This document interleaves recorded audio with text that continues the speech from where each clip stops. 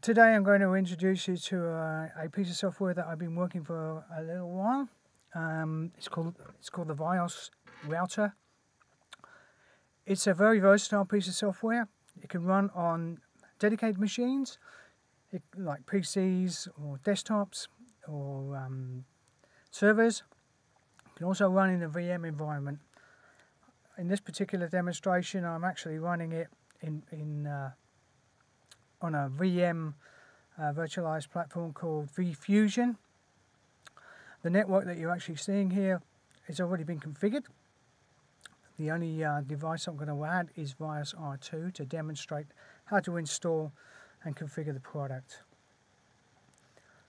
It's pretty simple. There's just static routes in there, default gateways on DSL host 1 and DSL host 2, and static route on VYOS R1 pointing to the 172.16.150.0/24 network. Before I start, I'd like to tell you a little story. I promise it won't take too long, and there is a point to it. A few years back I was employed by a company to set up a network.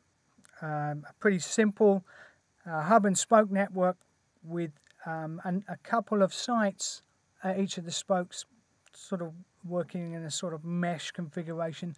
So a sort of hub and spoke network with a small mesh at each of the spoke ends. The decision was made by the company to go for switches with layer 3 capability rather than purchase two separate items for layer 2 and layer 3 functionality. The company also decided that they would go with a particular vendor, a well-known vendor with quite a history, but their products are astronomically expensive. To give you an example of how much the company had to pay for individual devices, basically the vendor specified these devices as enterprise switches with SFPs. The cost of them, each one of them, would be the price of a small family saloon car. So they were really, really expensive. Anyhow, we got the equipment back to site, to our central site, and labbed them up, and checked out the topology and checked out the routing would work the way we wanted it to. We found out that the routing actually wasn't working at all the way we predicted it would be. We found out that the devices were actually routing stub networks. For those of you who might be unfamiliar with stub networks, their stub network is essentially a network with one entry and one exit point. So what the switches were actually doing were only advertising routes for directly connected networks. They were not advertising routes for networks that weren't directly attached. Like for instance with our mesh, if we had a link go down and one switch had to advertise through another switch, that would not happen. And none of the switches behind the spoke, the directly connected spoke switch, would advertise up to the hub.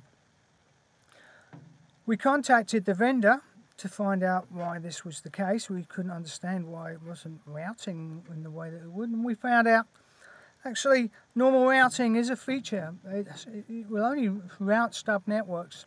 You have to pay additional licensing for the features of just normal routing, which was ludicrous. And because it's like going to a car showroom, buying a car, driving it out to find out it doesn't have reverse gear. And then you go back to the showroom and say, well, reverse gear is actually an additional feature you have to pay for. Anyway, the point of this is I believe that a lot of companies have the sort of, the general consensus is that the more you pay for a product, the better it must be. And I think this is probably why VYOS, being a free item, doesn't seem to get much traction. Hopefully, after seeing this video, maybe some other videos I might put on for VYOS that might change your mind. Here's a rundown of some of the features with the VYOS. You've got all the standard IEEE standards-based routing protocols available straight out the box. You've got policy routing support, multicast, various firewall configurations that you can run, site-to-site VPN, secure VPN, RAS VPN, VRRP high availability, tagged interfaces, VLAN, LACP port aggregation support, tunnel support, DHCP server relay support, IPv4 and IPv6 aware, SSH access, a number of different authentication mechanisms including radius. You can use bridging, a fair number of quads features. Because it runs on Debian, as it's on the top of Debian, you've got heaps of Unix tools that you can use to assist you with troubleshooting the router, stuff like TCP dump, regular expression matching, iPerf, very useful tools. SNMP support, and a useful tool I haven't tried yet, which is monitoring of interface support. It's got a standards-based sort of CLI, the same command completion capabilities as with other vendors. It's very Juniper-y in its appearance, so those of you who have got Juniper experience will be very comfortable with this box. You won't have any trouble working with it at all. It's again, it's got very similar output command filtering as well. It uses the match command instead of include, not match instead of exclude. It's very much like an SRX firewall, so familiar with Juniper SRX firewall, it's got very similar capabilities. Like I said before, people who know how to configure Juniper devices will feel completely at home. And even if you're not familiar with this type of interface, it really doesn't take long to actually get used to the interface itself once you start working with some of the commands. It's software based, and it's absolutely perfect for a virtualized environment. In fact, AWS have a VYOS offering as part of their solution. Okay, now I'll go through the configuration of setting one of these ones up. So just going to go to VM Fusion, and I'm going to create a new machine.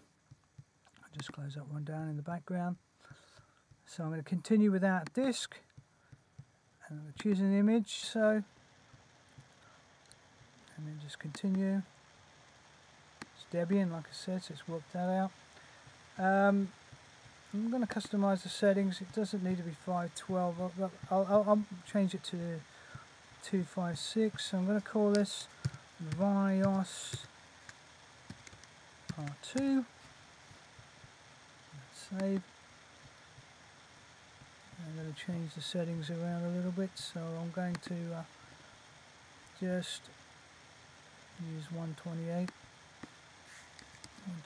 meg of RAM. It's actually, if you go and look at the notes, I think it tells you something like 2 gig and 512 12 meg of RAM. So it's, you know, that's the. I don't need it for this. It's just for demonstration purposes. I need a network adapter. I need to change that. My two networks in this one here is VMnet 2, and this one here is VMnet 3. So the first one I'm going to set up for VMnet 2. It's already picked up by 192. It belongs to the 192.168.1 network, which is great, which is what I actually wanted to do. And I'll go add a device. I'll add another network adapter. And that one belongs to VMnet 3, which is in the 172.16.150 network. So that's great. And that's right, so I'm pretty much done. So I'll close that. And I will fire up the new machine. open.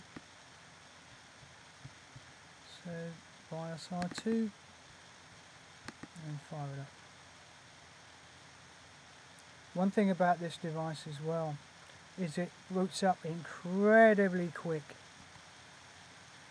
So I'm booting it up. So the default username and password, this is VYOS. So I'm firing it up now, so to give you an idea of what it actually looks like. So it's going into the system.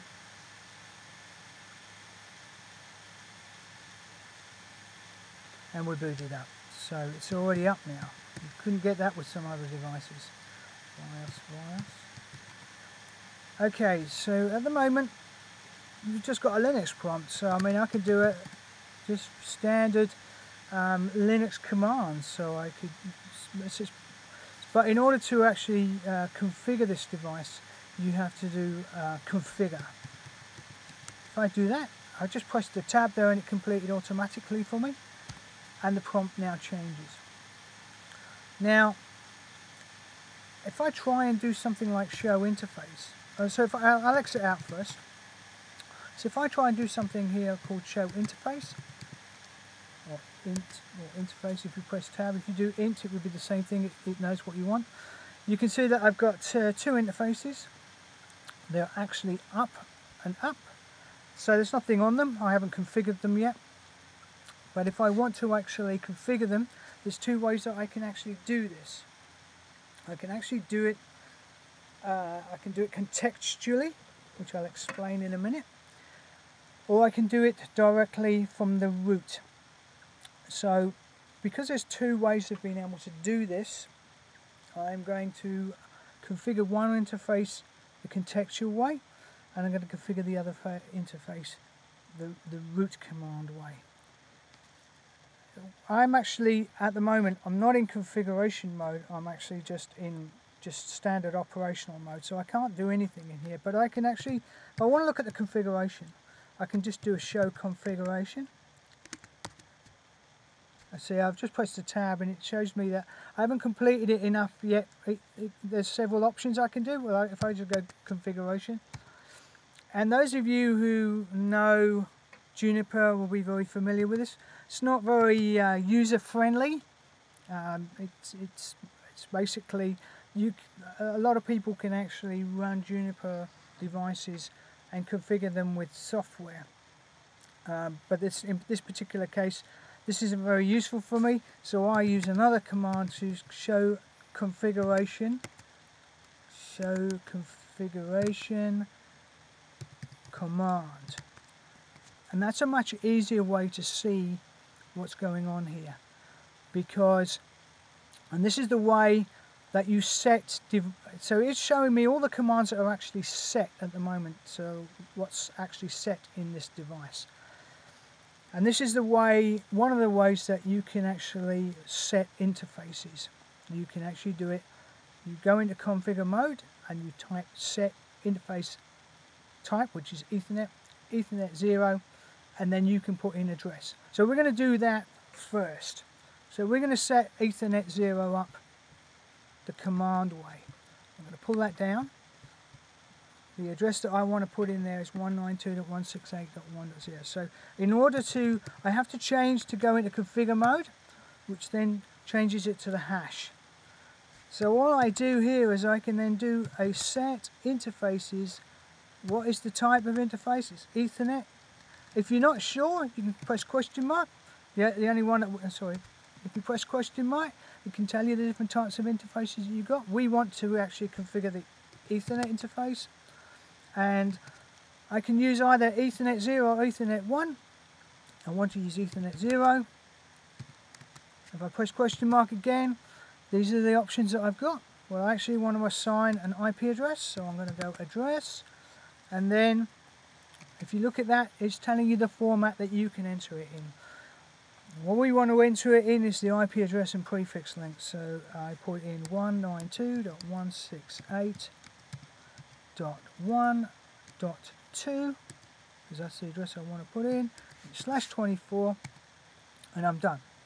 Now, if I just do a show at that particular point, you can see the interface there. This is the way I don't really like it, but you can see there's a little plus sign next to Ethernet ETH0. The plus sign means that I've added that to the configuration, but I haven't committed it yet. So in order to do that, you have to type the commit command. Commit. Oops. Now if I do a show conf, again,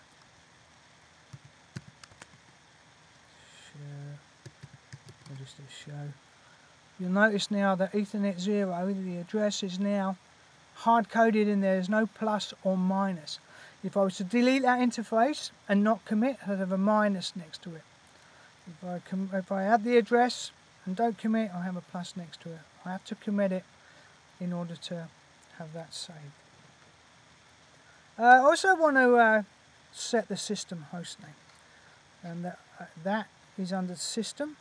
So set system hostname, and I want to call it, it's called VYOS at the moment, so I want to call it VYOS R1.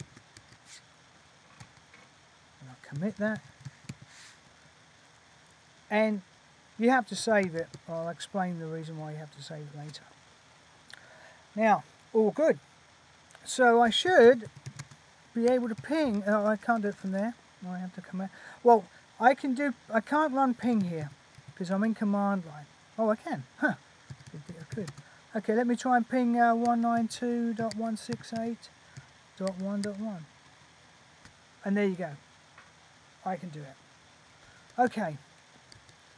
I'm going to show you something now. I'm going to reboot this now. Yep.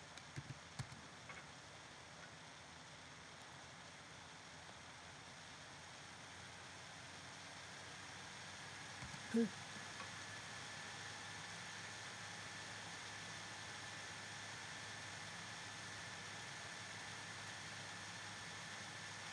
Okay, pretty much there.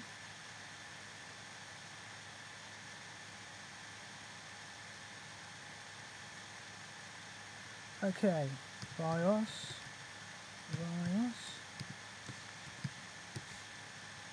I still have VYOS, so it should be R1. No, VYOS R1. Okay, let me see if I can ping 192.168.1.1.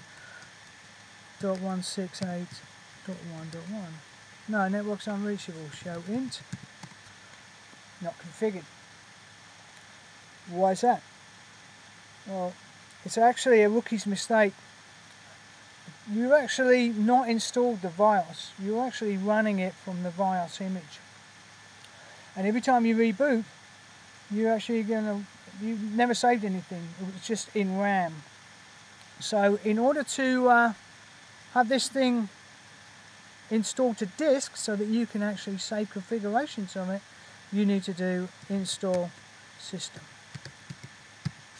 Now you could have gone for a while configuring everything and then finding out that you lost your configuration because it was never, you didn't save it. This is more for if you're installing on stuff like in virtual environments, or so you have to make absolutely sure that you install the disk to hard drive. Hang on, I didn't install it, sorry. Yes. Auto. Yes. Continue. Yes. Okay, so it's I'm installing it now.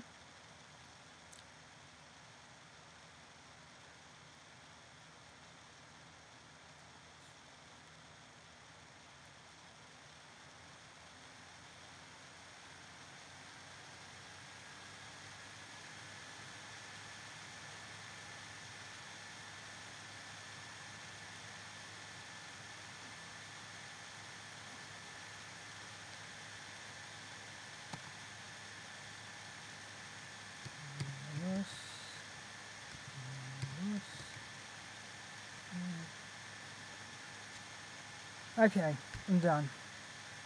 So what I can do again, I'm now going to show you the other mode of actually being able to configure this. So configure to go into config mode. Now, you can do this by context. If I do a show and question mark, at the moment I've got interfaces available to me, so I have an interfaces context, and I've always got a system context. I have nothing else at the moment, so I'm going to start configuring the interface again. So if I go to Edit, Interfaces, I am now in the interfaces context. If I do a show now, I only show the configuration that's associated with the interface context. So I've got two Ethernet interfaces, I've got nothing on them. So if I go to Edit, Ethernet, ETH0, and I'll do a show, I'll only see stuff that's associated with the Ethernet. And I can still run the same set commands, but I don't do the set from the root now. So if I do a set, I can just do set address, and then 192.168.1.2/24. Again, if I do a show, I still get the plus. See, it's next to the address, it hasn't been committed yet, but I only see it for the interfaces I'm currently in. If I want to go, so I'll commit that, and I'll save. You have to save it because you're actually, this device is actually on hard disk. Commit only commits it in RAM. If you want to save it to hard disks for when you reboot later, you have to press save. So you can see it's copied it physically into config boot. So where am I? I am in, so if I do a show, I'm actually at the top. So if I go to Edit, Interfaces, I'm in Interfaces. As you can see, I've got the interface in the prompt up there. So if I do a show, I see the two interfaces. So I want to go to Edit, Ethernet, ETH0. Okay, if I do a show, I only see stuff associated with ETH0. I now need to go and do the other interface. So if I press up, I've gone back to interfaces. So you go back one level in the tree. Ethernet is effectively not a context as such because you've got Ethernet, Ethernet 0, Ethernet 1. But so I can go Edit, Ethernet, Ethernet 1. I do a show. Obviously there's no IP address there, it's just hardware. But I am in that context, so I can run the set command from there. What did I give myself? 254. So if I do a set address 172.16.150.254/24. Show again. You can see it's got a plus next to it. I commit. I save. Now I want to come right out of this and go right back to the root. I just type top, and that takes you. Oh, I was already at the top though. Oh, I suppose when you save it must push you automatically to top. But you can actually go to Edit, Interface, Ethernet, ETH1, and if I type top, it takes you back to the top of the root. So, and then I do a show, and I just get the. I don't want to do. I actually want to do the show conf. If I want to run a command from the operational part, I'm in configuration mode, but I don't want to actually step out of configuration mode, I can use the run command. So I can do a show interface here to make sure that my interfaces have been set. Which you can only really see this, I believe, from command from operation. If I want to actually do a show, run show route, I've got nothing there because I haven't had any routing yet. So I've got my configuration, I've got my interfaces configured, so I should be able to, if I run a ping to 192.168.1.1, I can reach that. If I want to reach my device DSL host 2, which is 192. So if I do a ping 172.16.150.50, I can reach that. But obviously I can't reach 172. 192.16.100.129 because it doesn't know about it, or 254, same thing, network's not reachable, it doesn't know about it. So I need to add a static route. So if I do a show question mark, the only thing I've got at the moment, so actually I want to set the system name, set system, or just do this from the root, system hostname, I'll call it VYOS R2, and commit that, and save that. You only see the contexts that have actually been configured. If you actually want to see what you've got available, if you type the set command, these are the contexts that you can run in. So you've got zone policy, VPN, you've got traffic policy, system services. System you can see, interfaces you can see. But we want to add a static route, and we set that in the protocols. In fact, what I'll do is I'll go in context mode and I'll go to the protocols. So now I'm in protocols, and let's have a look what I can set. So I've got BGP, OSPF, OPF, B3, RIP. I want a static. So I want a static. It's actually a route I want. And, well, I need to get to 172.16.100.0. So if I do 172.16.100, again, if you want in context, you just press question mark, and it tells you how it wants to accept it. So here you go, 172.16.100.0/24. And I know what the command is, but if you didn't know, you can just press question mark. You can black hole that network, or you can do the next hop, which is what I want. Next hop, and the next hop is actually 192.168, 192.168.1.1. And we commit again, and we save. So we've got it in configuration. Sorry about that, I just had to pause the recording and get my workstation fixed. It started playing up a little bit. So I've just got back. I've just restarted the firewall, the routers, and I've got it all fixed up now. So everything is now working. So as per the diagram, I rechanged one of the other hosts as well because it was very hard to see the screen. Still not that easy to see the screen, but you should have an idea. You can see here 172.16.150.50, which is DSL host 2, and the other one is DSL host 1. As you can see, that's 172.16.100.50, and bringing up the other router with the VYOS.